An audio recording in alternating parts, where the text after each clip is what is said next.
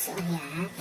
Hello guys. So, mag-ano tayo dito. Computin natin yung ating bills ngayon. Dumating na yung bills. So, bali itong bills natin sa tubig is tatlo kami dito. Okay, tatlo ang maghahati. Almost 1,393.11.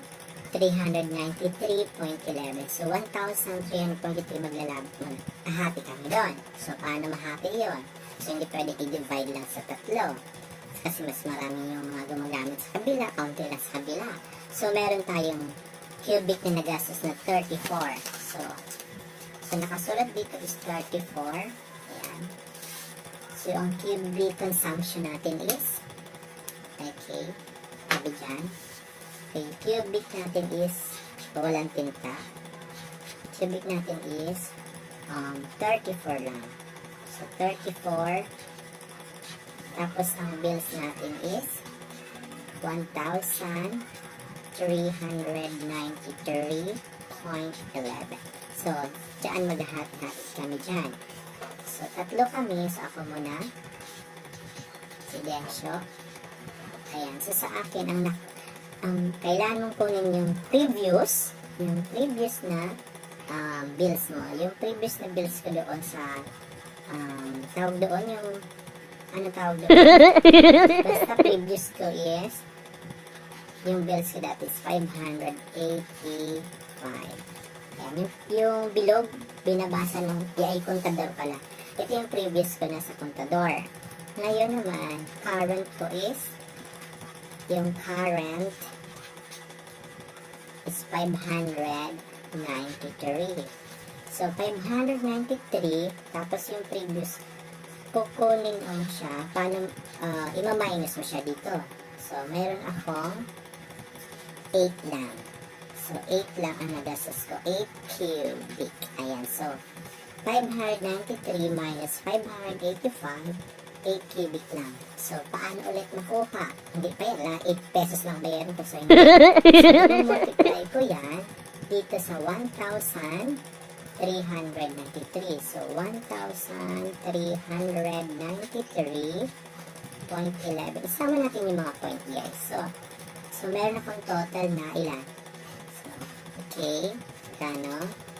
1,393.11 times 8. So, I have 11,000 kilometric number. So, the total is 11,000 guys. 11,144.88. So, hindi pa yan ang bayarin pa.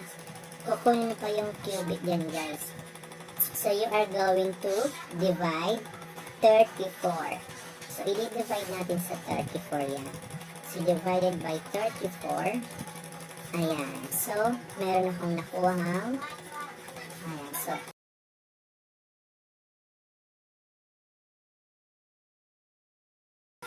So, meron tayong total na bayarin na 327.79. Ayun ang aking bayarin guys. So, ang sa akin yung 1 of May.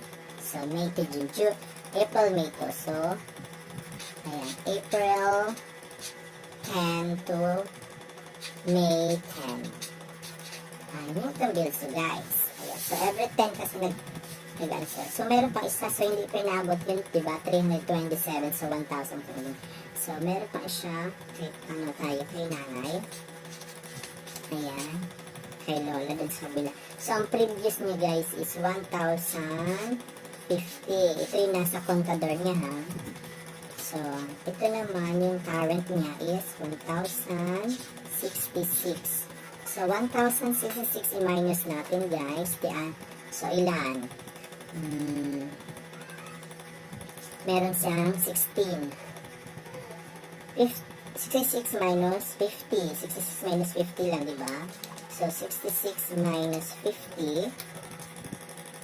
So, 16 lang siya. So, 16 guys, ang kanyang current cubic. So, 16 mas mataas. Dalawa lang kasi kami asawa ko. Sila marami. Pamilya kasi to. So, 16 times natin sa 1,393.11. The answer is ilan? Hindi ko rin alam. 16. So, i-multiply natin siya. 16 times 1,393.11 equals, so may total siya na 22,289.76. Ayan. So, i-divide ulit natin yan sa 34. Ay, divide natin yan sa 34, which is the current consumptions per cubic. So, the total is 22 divided by 34. 34 is 655.58.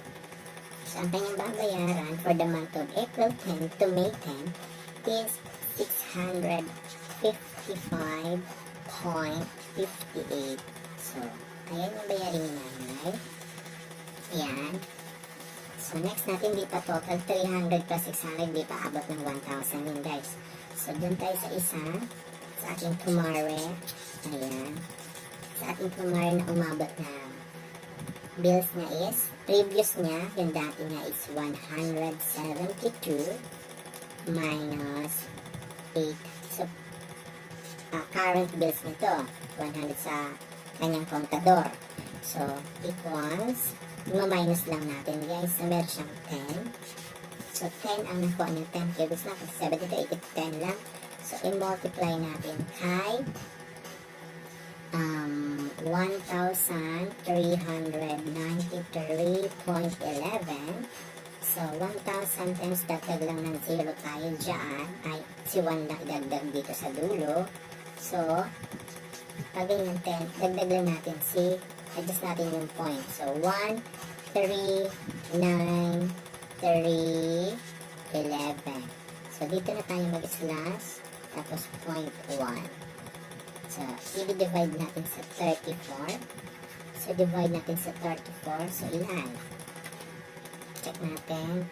So, 13,931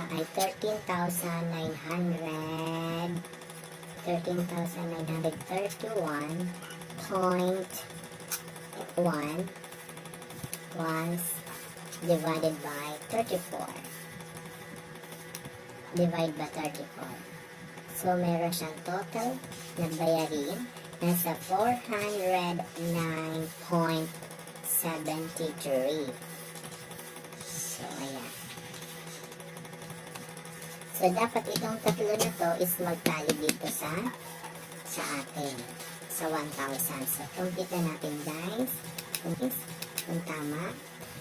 409.73 plus 655.58 plus 327.79 equals, ayan guys, the total number is, or the total is very, very congruent. Ayan. So, pare sila. So, 139. So, correct na tayo dyan. Check, check, check.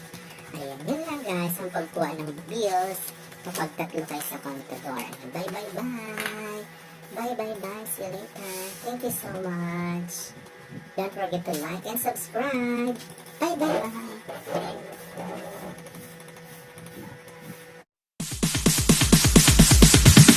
Sorry, it's DJ.